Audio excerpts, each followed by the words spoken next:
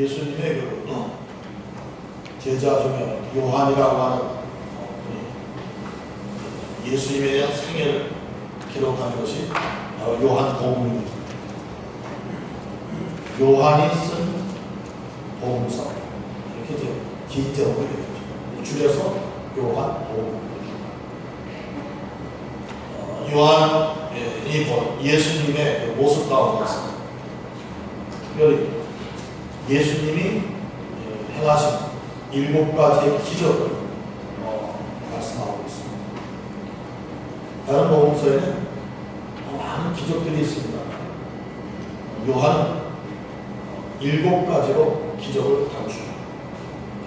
왜냐하면 예수님이 이 땅에서 행하신 기적을 다 기록한다면 이 땅에 둘만한 곳이 없다, 이렇게 말씀합니다. 그래서 간추리고 간추린 그 기적의 내용들을 7가지로 하는 것이죠.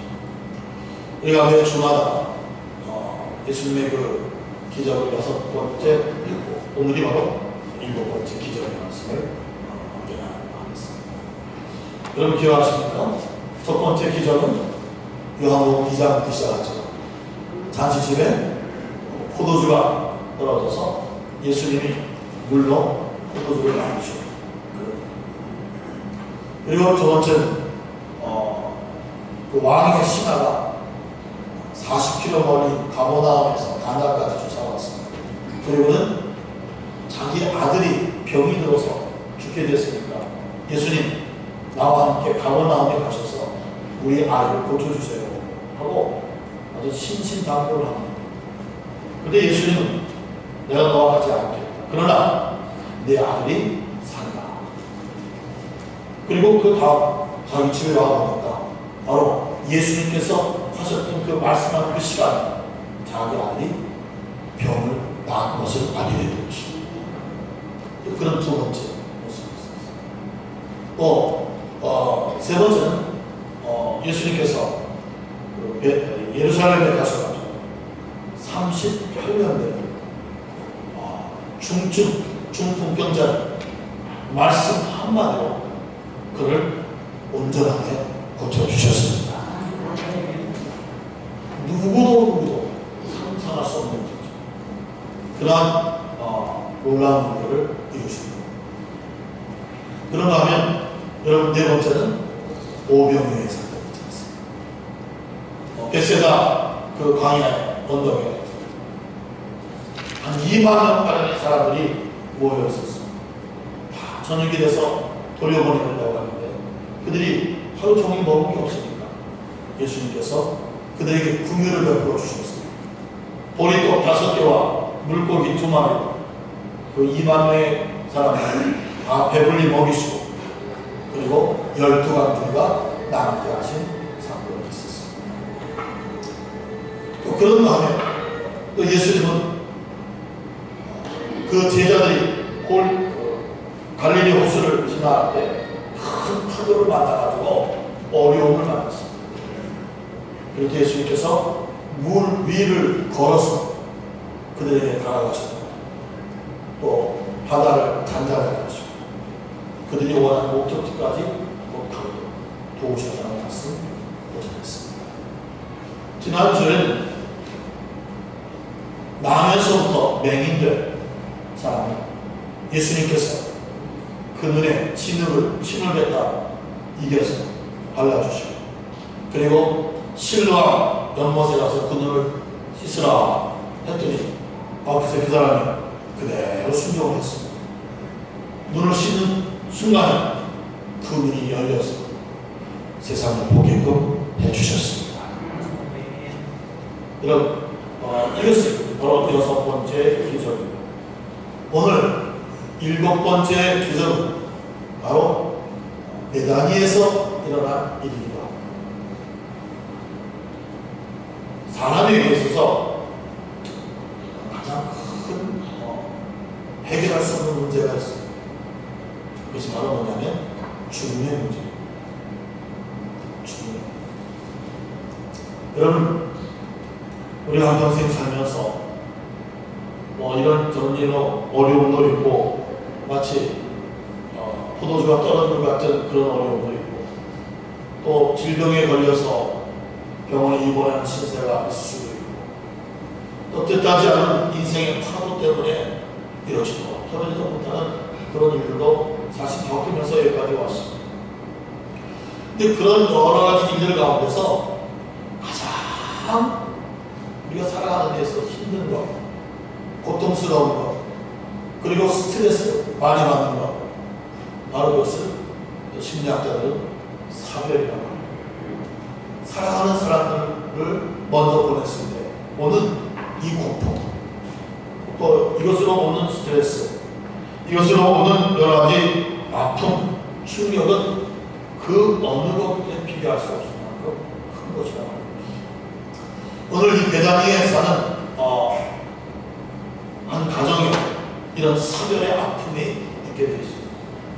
이 사별로 인해서 남은 가족들이 어마어마한 고통을 겪고 있는 상황에 바로 예수님이 그 가정에 가셔서 그 문제를 해결해 주신 것입니다. 아멘. 자, 예수님께서 이제까지 6번까지 그 기적을 행하실 때 예수님의 그 기적을 행하심의 목표는 한결같습니다. 그것은 뭐냐면 저들로 인하여 예수님이 하나님에 의해서 보내심을 받았고 그 예수님이 창조주이시고 하나님의 아들이심을 믿게 하시기 위함이었던 것입니다. 기적의 목적이 아니라 바로 그 기적을 통하여 주변의 사람들이, 유대인들이 예수님이 하나님에게 보냄을 받은 분이요, 그분이 창조주이시고 그분이 메시아인 것을 그들이 믿게끔 하는 것이 이 모든 기적의 목적이 되는 것입니다. 그래서 이 기적이 끝날 때마다 두 가지의 반응이 나옵니다. 저들이 예수님을 믿더라, 아니면 도리어 예수님을 믿지 않더라. 이 두 가지의 반응을 꼭 기억해 놓고 있습니다. 여러분, 오늘 이 예수님의 그 놀라운 기적, 오늘 7번째, 바로 이 나사로를 살리시는 기적인 것입니다. 이 또한 예수님의 목적은 한결같습니다. 예수님 누구시라고요? 창조주 하나님의 아버지, 그 하나님에 의해 보냄을 받은 분이라는 사실을 스스로 증거하는 그러한 모습인 것을 알 수 있습니다. 자, 오늘 이 큰 어려움도 있었고 또 그런가 큰 기쁨을 경험한 가정이 바로 베다니에 살고 있는 나사로, 마르다, 마리아, 이 세 오누이가 사는 집입니다. 오늘 이 11장 1절에 보면 어떤 병자가 있으니 이는 마리아와 그 자매 마르다의 마을 베다니에 사는 나사로라, 이렇게 성경은 말씀하고 있습니다. 자, 이 베다니라고 하는 곳은 어디냐면 예루살렘으로부터 3km 정도 떨어져 있는 아주 가까운 곳에 있는 마을입니다. 더 정확히 말씀을 드리자면 감남산 동쪽 기슭에 있는 마을입니다. 지금도 나사로의 동네라고 해가지고 1000명 정도 사람들이 살고 있는 존재하는 곳입니다. 그러니까 예루살렘에서 한 3km, 그러니까 남자의 걸음으로 한 30분 정도, 20분 정도 걸으면 도착할 수 있는 그런 곳에 있는 곳입니다. 근데 예수님이 예루살렘에 가실 때마다 기거하신 것이 예루살렘에서 계신 것이 아니라 꼭 베다니에 계셨습니다. 이 베다니에 누구의 집에 있었냐면 바로 오늘 성경이 말씀하고 있는 나사로와 마르다와 마리아의 집에 계셨던 것입니다. 성경에 보면 이 세 오누이는 부모가 없는 곳으로 나와 있습니다. 부모가 없어요. 그런데 부모가 없음에도 불구하고 아주 정말 끈끈한 이 오누이들의 정이 있습니다. 서로 의지하고 또 도와가면서 이렇게 살아가는 삶의 모습들을 보게 됩니다. 또 경제적으로 보면 예수님이 그 집에 가셔서 쉬실 수 있을 정도의 그런 여유 있는 경제력이 있습니다. 오늘 성경에 보면 오늘 이 마리아를 이렇게 소개합니다. 향유를 주께 붓고 머리털로 주의 발을 닦던 자요. 병든 나사로는 그의 오라버니더라. 이렇게 표현하고 있습니다. 한 병에 오늘 요즘 시가로 그 1,000만원 가까이 가는 이런 그 향유를 소지하고 있다는 말은 아마 그 부모들이 꽤 경제적으로 살고 있던 분인데 뭐 어떤 사유인지 몰라도 그 부모들은 돌아가셨고 그리고 이 세 오누이들이 살아가면서 그 부모들이 남겨준 유산을 갖고 넉넉하게 살아가고 있는 모습을 보게 됩니다. 이런 향유를 소지할 수 있고 또 손님이 와서 주무실 수 있는 방을 갖고 있다는 것은 오늘로 말하면 중산층 이상의 그런 집이라고 생각을 할 수가 있겠죠. 그러니까 예수님은 예루살렘을 가셨을 때 이런 말씀합니다. 여우도 뿔이 있고 새도 깃들 만한 곳이 있는데 나는 머리 둘 만한 곳이 없다. 근데 그 예수님께서 편안하게 쉴 수 있는 장소가 바로 이 나사로의 집이었던 것을 알 수가 있습니다.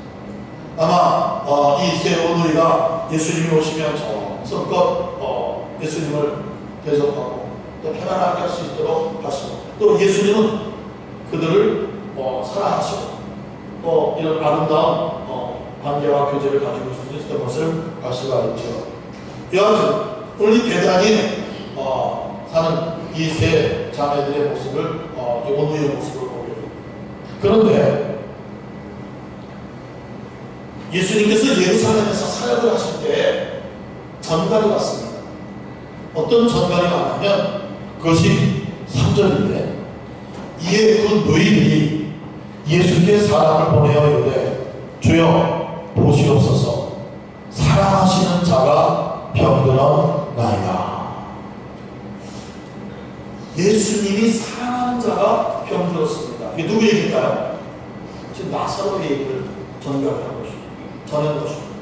근데 자꾸 앞에 그런 말이 있잖아요. 사랑하시는 자가 병들었습니다. 이걸 보면 예수님께서 얼마만큼 그들에 대한 관심과 또 사랑하시는지를 알 수가 있는 것이죠. 여러분 제가 한번 퀴즈를 낼게요. 나사로는 그 세 오누이 가운데 몇 번째겠습니까? 네? 마르다, 마리아, 나사로 몇 번째 같습니까? 세 번째입니까? 첫 번째입니까? 두 번째입니까? 자, 그럼 하나 더 묻겠습니다. 우리말에 오라비라는 말하고 오라버니라는 말하고 어떻게 다릅니까? 네? 오라비, 오라버니. 오라버니는 오빠를 말합니다. 오라버니는 남동생을 말합니다. 근데 오늘 성경에는 어떻게 표현되어 있죠? 어떻게 표현되어 있어요? 자세히 좀 보세요. 2절에 병든 나사로는 그의 오라버니더라. 그러면 나사로는 지금 오빠입니다. 첫 번째는 말이에요. 그리고 그 밑에 마르다와 마리아 이 두 유형생이 있는 것이죠. 다 알고 있는 얘기를 제가 하니까 별 관심이 없을 것 같은데. 자, 여튼 오라버니는 오빠를 의미하는 것이고 오라비는 남동생을 말하는 우리 순수한 말입니다. 자, 어떻게 표현하냐면 예수님이 사랑하시는 자가 병들었나이다 라는 짤막한 전가를 보는 것입니다. 자, 이것을 보면 예수님과 이 세 그 자매들의 관계가 얼마나 끈끈한 것인가를 알 수가 있습니다. 주님이 특별히 관심을 갖고 계시고 또 그들 역시 정말 향유를 깨뜨려서 그것을 예수님의 발에 부어드릴 정도로 이런 주님을 사랑하는 이런 관계를 우리가 보게 된다는 거죠. 그런데 그렇게 사랑하는 가정에 일이 하나 생겼어요. 그래서 뭐냐면 나사로가 병이 들었어요. 이 말은 무슨 말이냐면 예수님, 우리 오라버니가 지금 병들었으니까 예수님께서 오시든지 아니면 예수님이 계시던 그곳에서 우리 오라버니를 치료하여 주옵소서, 우리의 문제를 해결해 주옵소서 라고 하는 청원입니다. 아버지도 없고 어머니도 없는 이들, 그저 세 명의 오빠 하나와 누이 동생 둘이서 이렇게 서로 의지하며 살아가는, 그리고 주님 의지하고 주님 믿으며 살아가는 이들의 가정에 이런 큰 어려움이 생겼다는 이야기인 것입니다. 여러분, 이 오라버니는 이틀 후에 죽습니다. 근데 문제는 뭔가 하면 예수님께서 그렇게 사랑하는 가정에 문제가 생겼다는 거예요. 우리가 어떤 어려움이 겪고 살다가 이런 불가항력적인 그런 일이 만날 때마다 우리 마음에 어떤 생각이 듭니까? 어떤 말들을 합니까? 하나님이 나를 사랑하지 않나 봐. 예수님이 나를 관심 밖에 두고 계신가 봐. 이렇게 생각하지 않습니까? 그런데 여러분, 오늘 바로 그 사랑하시는 가정에 문제가 있다. 그 사랑하는 가정에 이런 큰 어려움이 있다는 것입니다. 한다면 오늘 우리의 이 모습을 보면서 그렇구나, 하나님이 사랑하시는 가정, 또 하나님을 사랑하는 가정에도 이런 어려움이 있을 수 있다 없다? 있어요 없어요? 있다. 하나님이 사랑하지 않기 때문에 내가 병이 들었다, 아니면 하나님이 사랑하시기 때문에 병이 들 수 있다. 하나님을 사랑하는 가정인데도 불구하고 이런 삶에 어려움이 있다는 것을 성경은 말씀해주고 있는 것입니다. 아멘. 여러분, 요한복음 9장에 맹인을 바라보면서 제자들이 그런 말을 합니다. 예수님, 저 맹인은 누구의 죄 때문에 저렇게 앞을 못 보고 있습니까? 자기 자신의 죄입니까? 아니면 조상들의 죄요, 부모의 죄 때문입니까? 그런데 예수님께서 이렇게 말씀하시죠. 자신의 죄도 아니고 부모의 죄도 아니고 조상의 죄도 아니라 하나님이 하시는 일을 나타내고자 저 사람은 맹인이 되었다. 하나님이 하시는 일을 나타내고, 오늘 예수님은 이 나사로가 사랑하시는 나사로 이 가정에 이런 큰 우환이 있는 것을 보고를 들으시면서, 그리고 도리어 예수님께서요 이틀 동안 더 머무셨다고 했습니다. 여러분, 사랑하는 사람이 병들었으면 어떻게든지 쫓아가야 되고 빨리 가는 것이 인지상정 아니겠습니까? 근데 예수님은요 도리어 예루살렘에 이틀을 더 머무셨고요, 그 다음에 나사로가 죽었다는 전발이 또 왔어요. 그 예수님이 죽었다는 전발을 듣고는 며칠을 더 계셨냐면 4일 동안 머물러 계셨다고 했습니다. 그래서 이해가 안 되는 얘기입니다. 이해가 안 되는 얘기예요. 여러분, 이런 과정에서 예수님께서 제자들에게 그런 얘기를 하고 계십니다. 나사로가 병들었다는 소식을 들었을 때 제자들은 예수님이 빨리 안 하십니까? 도리어 예수님이 이틀 동안 머무신 걸 보며 이 제자들이 물어봅니다. 그렇게 예수님을 얘기합니다. 나사로가 병든 것은 하나님의 영광을 드러내기 위함이라. 그의 아들을 영광을 받게 하시기 위해서 나사로가 병들었습니다. 여러분, 하나님이 사랑하고 예수님이 그렇게 사랑하는 가정에 이 우환이라고 하는 것은 결국 무엇 때문이었냐? 그렇다면 그 우환조차도, 그 고난조차도 하나님의 영광을 드러내기 위함이라는 것이죠.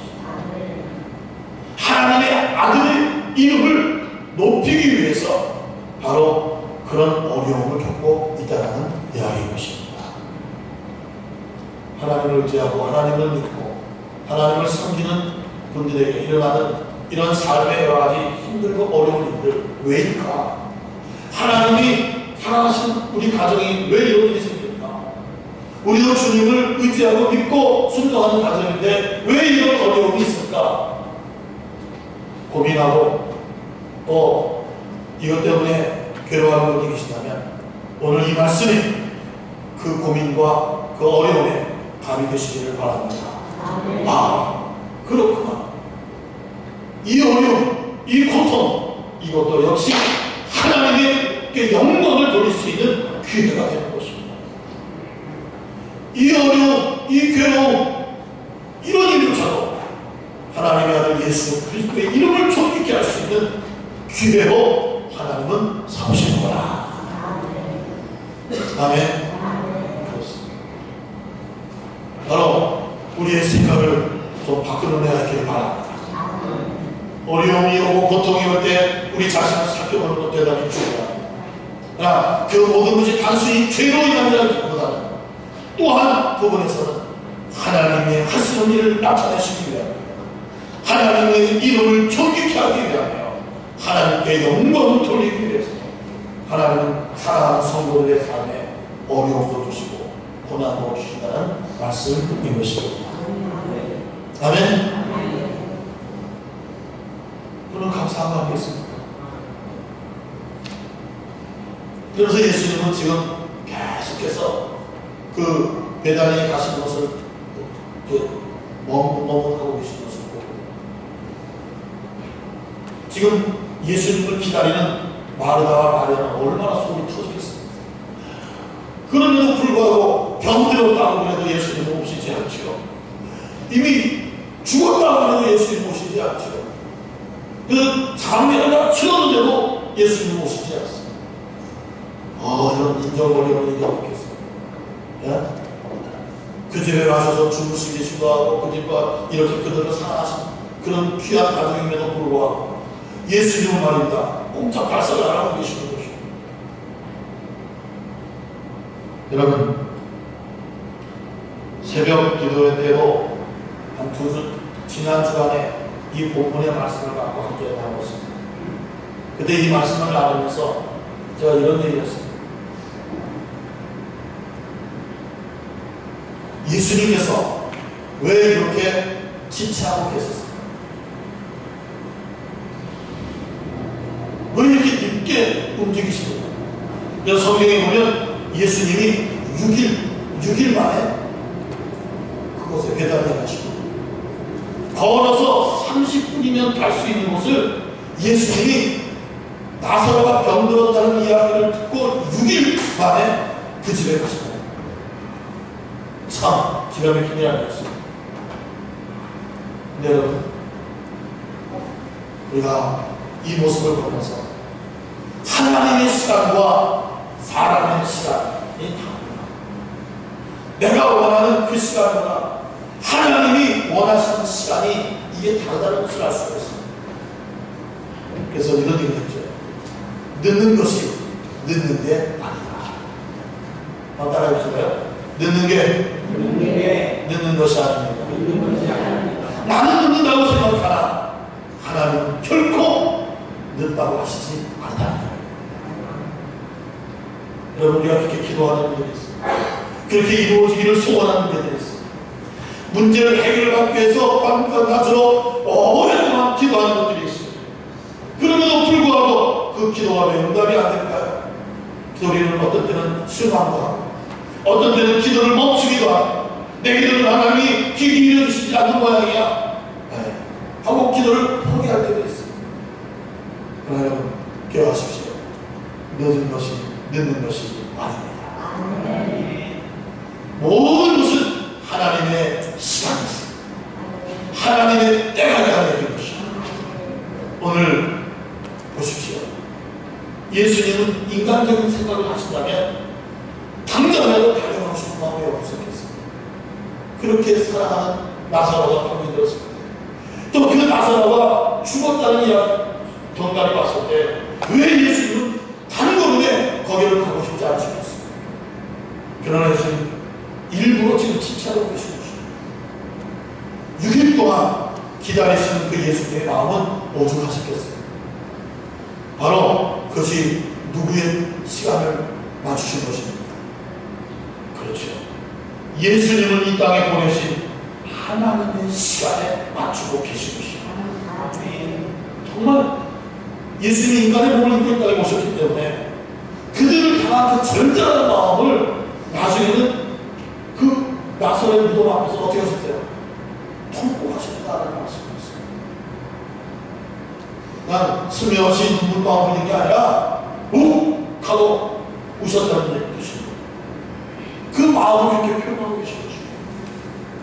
기다리고 계십니다. 예수님도 기다리셨던 것입니다. 빨리 가고 싶지만 하나님의 시간에 맞추기 위해서 기다리셨던 것입니다. 그리고 6일 만에 가셔서 꼭 배우시는 그런 모습을 성경에 말씀합니다. 여러분, 모든 것은 때가 있습니다. 하나님이 여러분들을 사랑하고 계시고 여러분들 또한 하나님을 사랑하는 분들이기 때문에 이 모든 일들 속에 지체되는 일도 있고 또 기다려야 할 일도 사실은 있습니다. 그러나 여러분, 바로 하나님의 시간에 때에 모든 일들은 이루어지게 된 줄로 믿습니다. 그렇습니다. 기다림. 어떻게 보면 믿음이라고 하는 것은 기다림이 있습니다. 그 약속을 붙잡고 기다리고 기도하면서 기다리고 하나님이 원하시는 자리를 지키면서 기다리고 근데 여러분, 그 하나님의 시간에 분명히 하나님의 일은 이루어진다는 사실입니다. 오늘 이러한 가운데서 예수님께서 드디어 베다니에 가십니다. 예수님이 발걸음을 옮겨서 베다니를 갔을 때 벌써 소문이 쫙 나고 그리고 어떤 사람이 뛰어와서 야 마르다야 마리아야 예수님이 지금 너희 집을 향해 오고 계시다 하는 이야기다. 그럴 때 제일 먼저 추천하는 게 뭐냐면 마르다죠. 예수님이 지금 베다니 입구에 서 계십니다. 기다리고 계십니다. 마르다가 손살같이 뛰어와가지고 예수님 앞에 엎드려가지고 예수님을 붙잡고 제일 못한 말이 뭡니까? 예수님이 여기 계셨더라면 우리 오라버니가 죽지 않았을 텐데요 하고 원망하는 이야기를 예수님께 하고 있는 것입니다. 쏟아내는 것이죠. 여러분, 이번 한 주간 이런 일 저런 일 설명서 끝나고 바쁜 일이 많이 있겠지만 여러분들이 꼭 필수적으로 하루에 한 번씩 이 요한복음 11장을 읽고 하루를 시작할 수 있기를 바랍니다. 이거 소리나서 읽는데 몇 분 안 걸립니다. 그러나 하나님의 말씀을 읽고 시작하는 인생과 하나님의 말씀을 읽지 않고 시간에 쫓겨 사는 인생은 하늘과 땅의 차이가 있을 것입니다. 아멘. 제발 부탁합니다. 오늘 30분, 35분 이 정도의 설교를 듣고 끝나지 마시고 여러분들이 집에 가서 다시 요한복음 11장을 소리내서 한번 읽어보실 때 주님을 더 크게, 깊게, 넓게 여러분 만나시게 될 것입니다. 아멘. 우리 학교교회 성도 여러분, 이것만 보고 하는 것 같지 않습니다. 아시겠습니까? 하나님이 여러분을 어떻게 만져주시고 하나님이 여러분에게 어떻게 이끌어갔을지 기대하면서 읽으실 수 있기를 바랍니다. 이것도 없이 어떻게 하나님의 은혜를 구하며 살 수 있겠어요? 이것도 없이 이 불신의 시대에 믿음으로 승리할 수 있겠다는 겁니다. 여러분, 믿음으로 살아야 하는 것입니다. 믿음은 하나님의 말씀, 그리스도의 말씀을 들을 때 생겨지는 것입니다. 교회 어쩌고 왔다 한다고 믿음이 생겨지는 게 아니란 말입니다.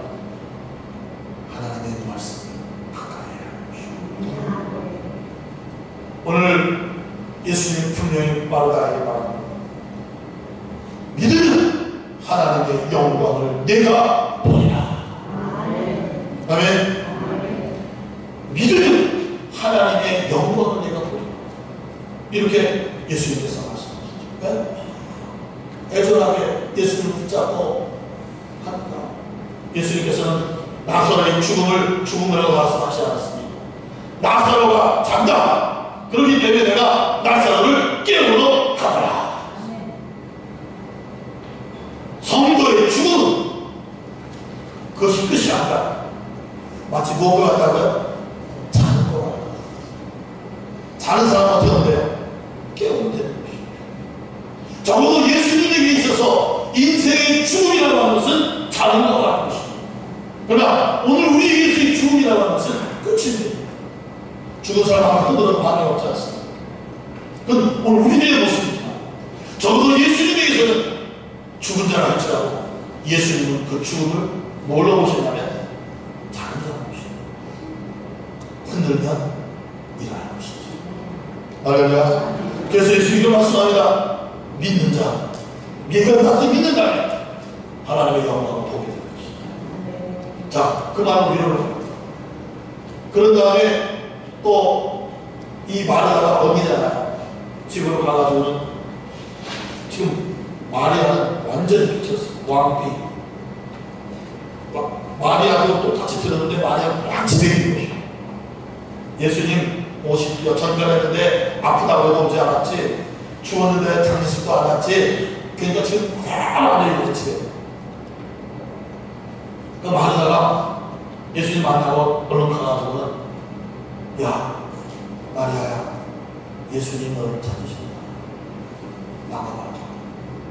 그러니까 예수님이 자기를 찾으시다는 말을 듣고 마리아가 아직 못해서 나가는 것처럼 나간 예수님이 그때까지 베다니 마을 입구에서 기다리는 것이죠. 누구를? 마리아를 좀 기다리는 것이죠. 마리아 역시 예수님 앞에 다가가서 예수님 앞에 통곡을 하면서 예수님이 우리와 함께 계셨더라. 우리가 첫 번째 천명을 보냈을 때 오셨더라면 오라버니가 죽지 않았을 텐데 우리가 오라버니가 죽었지 않습니까? 그러면서 울면서 지금 예수님 앞에 얘기를 하고 있는 것입니다. 오늘 이 모습을 보면서 예수님께서는 그런 말씀을 하고 계십니다. 내가 곧 부활이요 생명이니라. 부활이요 생명이니라. 마리아와 마르다가 섭섭한 것은요, 이미 마리아와 마르다는 예수님이 하나님의 아들인 것을 믿는 사람입니다.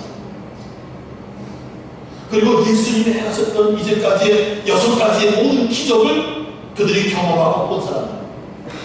그런데 자기 집에 일어난 이 오라버니가 죽은 것에 대해서는 예수님께서 전혀 손을 쓰지 않으신 것을 보니까 너무 속상한 것이었어요. 매인의 눈도 여신 것도 아닙니다. 38년 된 병자가 일어난 것도 아닙니다. 오병이의 사건도 아닙니다. 네? 다 알고 있어요. 다 그 자리에 있었으면 되잖아요. 그런데 내 집에 일어난 이 오라버니가 아프다고 해도 오지도 않으시고 죽어도 장례식장에 하고 오시지도 않은 이 예수님이 다 장례 치른 다음에 6일 만에 딱 오셨을 때 얼마나 섭섭하고 괴로웠겠냐고. 주변의 사람들은 또 이렇게 얘기합니다. 아니 맹인도 고쳐준 사람이 어찌 나사로를 안 고쳐줬냐? 그렇게 생각한다고 하면서 저 집에 가서 올 때마다 주무시고 교제를 나누고 그렇게 했던 저 나사로 예수가 다른 사람의 병을 고쳐주면서 어찌 나사로가 죽었는데 나사로가 아프다는데 오지 않았냐? 그렇게 지금 주변에서 얘기하고 있습니다. 그걸 듣는 마리아나 마르다가 얼마나 더 가슴이 아팠겠네요.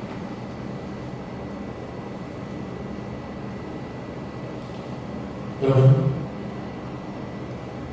33절 한번 봅니다. 요한복음 11장 33절.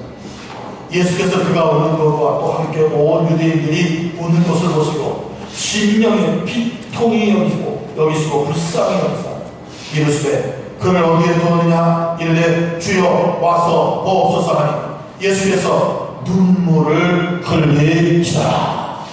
여기 눈물의 것은 왈칵 서로 눈물을 쏟으셨다는 거죠.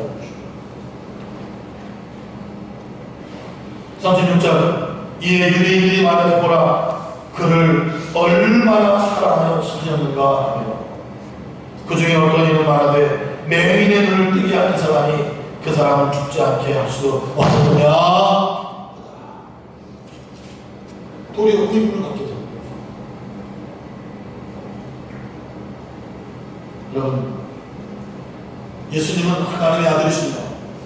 예수님은 인간의 몸을 입고 땅에 오신 분이십니다. 완전한 하나님뿐만 아니라 완전한 인간이시기도 하십니다. 그래서 하나님의 이 어마어마한 능력과 아우라, 인간적인 감성과 또 인간적인 그런 마음도 동일하게 갖고 계신 것을 알 수가 있는 것입니다. 아멘. 자, 그 예수님께서 드디어 이 마리아에게 말씀한 무덤이 어디 있느냐? 내 오라버니를 장례한 치른 무덤이 어디 있느냐?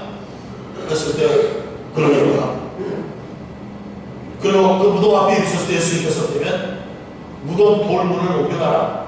무덤 돌문을 옮겨놔라. 여러분, 우리나라는요 3일장을 치릅니다.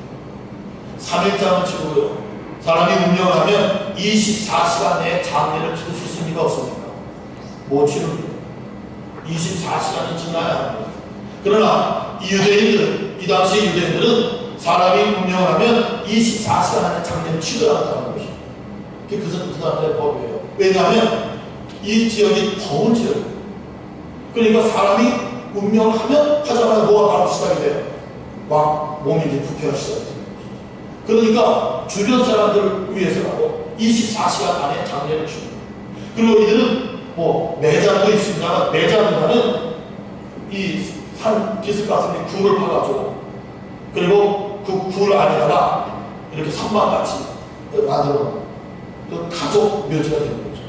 그래서 할아버지 들어가고 할머니 들어가고 그 아들 들어가고 아들 들어가고 이렇게 해가지고 이렇게 동그랗게 안에 동그랗게 파놓고 거기다 이렇게 침을 만들어놔서 여러 가족들을 거기다 이렇게 안치하는 거죠.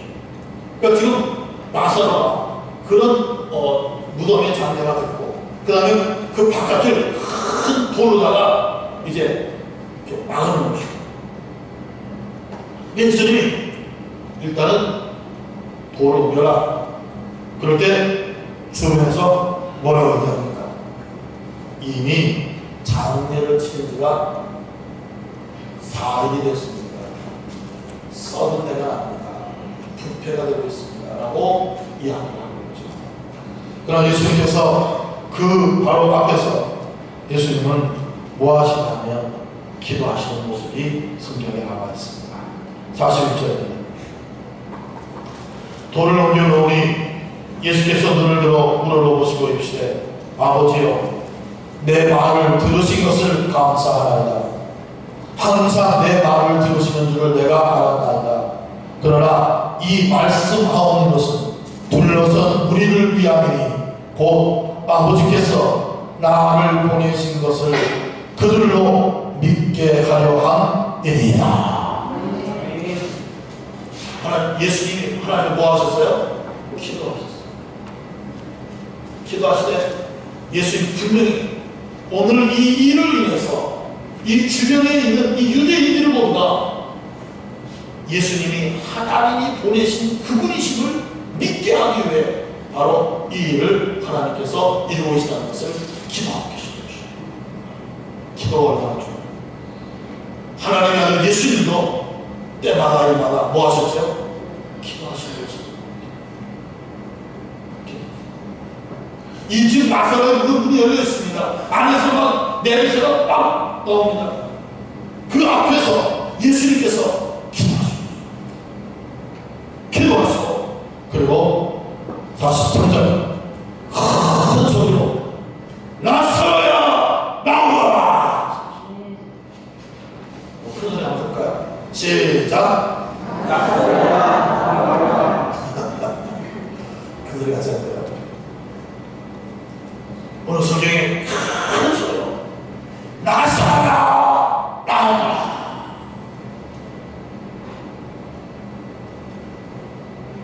말씀이 선포되었습니다. 죽은 지 사흘 된 나사로가 수족을 동인 채로 염을 했단 말입니다. 염을 하고 그 몸에다 향을 뿌리죠. 그 수족을 동인 채로, 수족이 뭐죠? 손과 발을 쓰고 동인 채로 무덤 바깥으로 나가십시오. 살아남으십니다. 아멘. 예수님이 돌아가셨다면 풀어라. 또 모든 수족을 풀어라. 그리고 이제는 다니라. 왜냐하면 사랑하는 것입니다. 할렐루야. 여러분, 오늘 이 모습, 죽은 자를 살리신 예수님, 그분이 누구이십니까? 누구이십니까? 창조주이십니다. 아멘. 죽음의 문제를 유일하게 해결하실 수 있는 분, 바로 이분이 창조주 하나님의 아들 예수 그리스도이십니다. 할렐루야. 여러분, 이 죽음은 어디서부터 온 것입니까? 바로 창세기 3장에서 하나님의 말씀에 불순종한 거니까요. 그들이 사망에 이르게 된 것입니다. 이 아담으로부터 시작한 사망은 온 인류에게 오는 정한 이치처럼 그렇게 오늘까지 오고 있는 것입니다. 여러분, 죄에서 다시 사망입니다. 죄에서 다시. 죽음의 문제를 해결한다는 말은 그 근원적인 문제, 뭘 해결한다는 얘기입니까? 죄의 문제를 해결한다. 이 죄의 문제가 누구로밖에 해결될 수 없습니다. 하나님의 아들 예수 그리스도 예수님이십니다. 죽음의 문제가 해결하셨기 때문에 육신의 죽음의 문제가 바로 죽음을 해결하실 수 있는 것입니다. 할렐루야. 할렐루야. 나와 여러분들이 예수님, 나는 예수님이 성령으로 인도하시고 그 예수님이 막달라 마리아에게 태어나시고 그 예수님이 본디오 빌라도에게 고난을 받사 십자가에 죽으시고 3일 만에 부활하신 것을 믿습니다. 나는 이 신앙 고백을 가진 여러분들이 바로 그 예수님은 어떤 분인가? 성령의 주이십니다. 죽음의 문제를 해결하십니다.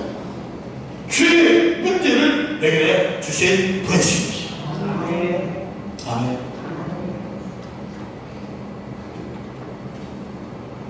오늘 이 사건을 보고 많은 사람들이 예수님을 믿더라.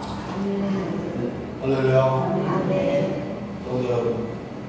여러분들, 예수님 이 이야기를 들어보고 있습니다. 예수님의 이 이야기를 들을 때에 성령이 역사하셔서 여러분들 마음속에 예수님이 하나님의 아들이시여 창조주이시여 생명의 주이시니 믿어지는 믿음이 여러분이 있게 하신 것을 찬양합니다. 감사합니다. 보고도 안 믿는 사람이 얼마나 많습니까? 우리는 본소를 넣지만 들은 부분이었습니다. 이 주 예수 그리스도의 사건을 들을 때에 성령이 여러분 한 사람 한 사람 마음에 감동을 주시고 믿어주는 믿음으로 역사해 주시옵소서. 아멘. 아멘. 정말 감사합니다. 예수님 부활하십니다. 예수님은 생명이십니다. 아멘. 예수님이 보리떡 5개와 물고기 2마리로 5,000명을 먹이고도 남아서 그 다음에 예수님이 이런 말씀했습니다. 너희들이 육신을 배불리게 하는 떡을 먹고 생선을 먹고 그리고 나를 쫓아오느냐? 그것으로 만족하지 말고 생명의 떡인 나를 먹어라. 나는 생명의 떡이니라. 이 말은 뭐예요? 예수님을 날 때부터 맹인된 그 사람의 눈을 열어주신 다음에 예수님께서 그 기적의 의미를 이렇게 말씀합니다. 나는 생명의 빛이라. 아멘. 나는 세상의 빛이다. 이 빛 안에 거할 때 너희들에게 생명이 있느니라. 오늘 죽은 나사로를 살리시면서 예수 말씀하신 겁니까? 나는 부활이고 생명이라. 나를 믿는 자는 죽어도 살리고 살아서 믿는 자는 영원히 죽지 아니하리라. 여러분에게는 예수 그리스도로 인해서 부활의 소망이 있는 분들인 것입니다. 우리 육은 언젠가는 죽게 되어 있습니다. 이건 하나님은 정한 이치입니다. 그저 나이에 따라 좀 다를 뿐이지, 가는 순서가 좀 다를 뿐이지 누구나 다 가는 것입니다.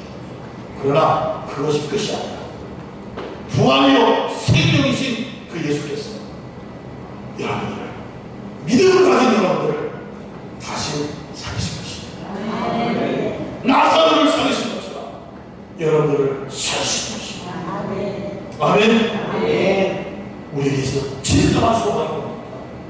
이 땅에서 잘 먹고 잘 사는 게 진정한 소망은 바로 그 생명 열매의 부활인 것입니다. 영원히 죽지 않은 몸으로 주님은 다시 우리를 살려주실 것입니다. 왜냐하면 예수님은 창조주시기 때문에, 예수님은 하나님의 아들이시기 때문에, 여러분들 그 예수님을 진실로 믿는 분들이기 때문에. 아멘. 오늘 요한복음의 이 7가지 기적을 이제 다 나눴습니다. 우리 속에 주님을 얼굴과 얼굴로 대한 그날까지 결코 잊지 말고 변치 않아야 할 것입니다. 예수 그리스도에 대한 믿음입니다. 아멘. 나는 예수님이 창조주이시고 하나님의 아들이시며 부활이요 생명이심을 믿습니다. 믿습니다. 그 예수님이 여러분과 함께하고 계십니다. 할렐루야. 그래서 늦더라도 늦는 게 아닌 것입니다. 아시겠습니까? 죽더라도 아주 죽은 것이 아닙니다. 잔다. 오늘 우리에게 주어진 이런저런 삶의 문제들이 고통으로만 끝나는 것이 아니라 그 여러 가지 문제들로 인하여 하나님께 영광이 되고 예수 그리스도의 이름을 존귀케 하는 전하의 보의 역사를 이루어가십니다.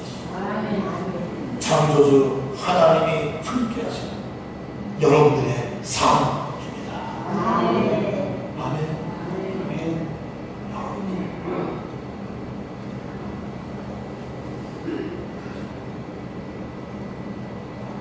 일곱 가지의 기적을 설교하는 동안 하나님 우리 발전교회 교우들의 가정에 이런 역사가 있게 해주옵소서. 병든 사람들이 일어날 수 있게 해주시고 이러저런 삶의 문제들이 얽히설키 됐던 문제가 해결해 주옵소서. 인생의 파도로 호동이는 분들이 잔잔해지는 삶도 경험해 주옵소서. 죽음에 대한 두려움과 공포에 있는 분들이 바로 부활의 소망을 갖고 사는 역사가 있다요 주옵소서 하고 기도하면서 질주를 하지 않습니다. 그러한 귀한 일을 이미 하나님께서 여러분의 삶 속에 이루신 줄로 믿습니다. 갔습니다. 주님 감사합니다. 믿음을 주셔서 감사합니다. 이 소망을 주셔서 감사합니다. 할렐루야. 그 주님이 오늘 여러분과 함께 하신다는 사실 기억하십시오. 잊지 마십시오. 꼭 붙으십시오. 늦은 것이 여러분이 해야지. 늦은 것이